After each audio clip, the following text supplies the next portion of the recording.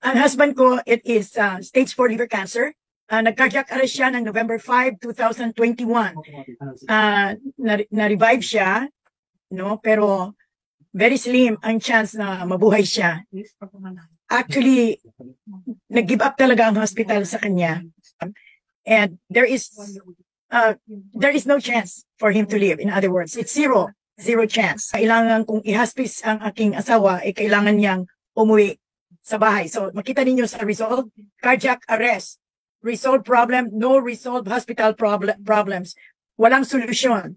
So nung inadmit siya, talagang 25% na lang ang heart function niya. Cirrhosis of the liver, so nadidilaw siya actually. Ito yung bedsore niya. So walang doktor naniniwalang mabubuhay pa siya dahil dyan. Pero nag-close yan, walang gamot. This is the one, close na talaga. So payat na payat siya hanggang nag-survive. At walang ibang gamot kung hindi barley lang. Nung pina-check up ko siya, I wanted to know how far is the progress.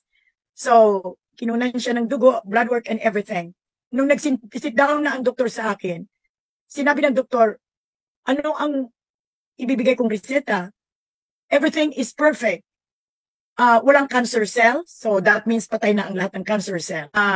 Ang prostate is normal, ang kidney enzyme, liver enzyme is normal, ang kidney niya is normal, ang creatinine is normal, he is healthy and normal.